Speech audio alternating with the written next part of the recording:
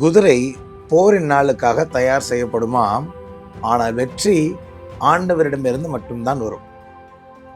இன்னைக்கு தேர்வு தேர்வு எழுத போகிற மாணவ மாணவியர்களை உங்களை பார்த்து தான் பேசிக்கொண்டு இருக்கிறேன். நான் படிக்கிற காலத்தில், எஸ்பெஷலி இந்த போர்டு எக்ஸாம் எழுத போகிறதுக்கு முன்னாடி பைபிளில் இந்த வசனத்தை என் ஃப்ரெண்டு எனக்கு காமிச்சு கொடுத்தாங்க. த hours is made ready for the battle, but the victory rest in the Lord. அதாவது என்னதான் ஒரு குதிரைக்கு ட்ரைனிங் கொடுத்து எவ்வளவுதான் அதுக்கு பயிற்சி கொடுத்தாலும் ஆண்டவரால் மட்டும்தான் அந்த குதிரைக்கு வெற்றி வரும் அப்படின்னு சொன்னாங்க. இன்னைக்கு நீங்கள் உங்களுடைய தேர்வுகளை எழுத போகிறீங்க. ஒரு சிலர் ஏற்கனவே தேர்வு எழுத ஆரம்பிச்சிட்டீங்க. ஒரு சிலர் ஏற்கனவே உங்களுடைய ப்ராக்டிகல்ஸ் எல்லாம் எழுதி முடிச்சிருப்பீங்க. I want to encourage you. ஆண்டவர் உங்களை நேசிக்கிறார். இத்தனை ஆண்டுகள் நீங்கள் கஷ்டப்பட்டு உழைத்த உழைப்பை ஆண்டவர் ஆசீர்வதிக்கிறார்.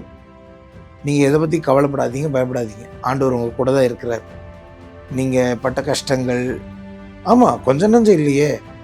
1ஆவதுலேருந்து 10ஆவது வரைக்கும், 12ஆவது வரைக்கும் 10 வருஷம் 12 வருஷம் நீங்கள் படிச்சிருக்கிறீங்க. எத்தனை ஹோம்ஒர்க் எழுதியிருப்பீங்க, எத்தனை டியூஷன் போயிருப்பீங்க, எத்தனை மணி நேரம் கிளாஸில் உட்காந்துருப்பீங்க, எவ்வளோ சிரமப்பட்டு எவ்வளோ படித்து எவ்வளோ கை கடுக்க எத்தனை கிளாஸ் ஒர்க், எத்தனை ஹோம்ஒர்க் எவ்வளோ எழுதியிருக்கீங்க.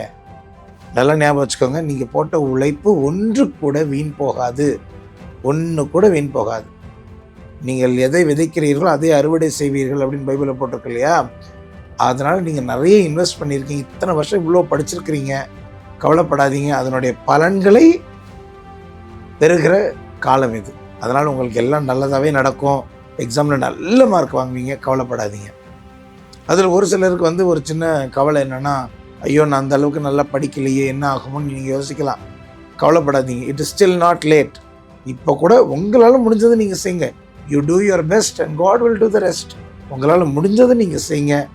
ஆண்டவர் உங்களை நிச்சயம் ஆசீர்வதிப்பார். அதுலேயும் பாருங்கள், பைபிளில் இந்த ஓமை ஒன்று இருக்குது. அதாவது ஒரு தாலந்துக்கு அடுத்தவன் ஆண்டவர் ஒரு தாலந்து ஒருத்தங்கிட்ட கொடுப்பார். அவன் என்ன பண்ணுவான், அதை கொண்டு போய் மண்ணுக்கடியில் புதைச்சி வச்சுருவான். அப்போ திருப்பி அந்த ஒரு தாலந்து திருப்பி கொடுக்கும்போது சொல்லுவான், ஐயோ நீ ரொம்ப பொல்லாதவர், நீ தூவாத இடத்தில் களஞ்சியம் செய்ப்பவர்னு ஒரு வசனம் வரும் பாருங்க. நல்லா தெரிஞ்சுக்கோங்க. நீங்கள் பெருசாக எஃபர்ட் போடலைன்னா கூட ஆண்டவருடைய இரக்கத்தினால உங்களுக்கு தெரிஞ்ச விஷயங்கள் மட்டுமே எக்ஸாமில் வரலாம். அதனால் நல்லது நடக்கும்னு எதிர்பாருங்க. இந்த எக்ஸாம் எழுதும் போது நான் நல்ல மதிப்பெண்களோட பாஸ் பண்ணுவேன்னு நீங்கள் எதிர்பாருங்க. எக்ஸாம் எழுத போகும்போது வேலைக்கு ஆகாதுன்னு நினைக்காதீங்க. நீங்கள் எதிர்பார்க்கிறபடியே நல்ல மதிப்பெண்கள் நீங்கள் தேர்ச்சி பெற உங்களை வாழ்த்துக்கிறேன். தொடர்ந்து இந்த எக்ஸாம் நாட்டில் உங்களுக்காக ஜாம் பண்ணிகிட்டு இருப்போம். கவலைப்படாதீங்க, நிறைய பேர் உங்களுக்காக ஜாம் பண்ணுறோம். நல்லா எழுதுவீங்க. All the best. God bless you. Remember, you do your best, God will do the rest. உங்களால் முடிஞ்சதை நீங்கள் செய்யுங்க. ஆண்டவர் மற்றதெல்லாம் பார்த்துக்கொள்வார். ஜெபிக்கலாம்.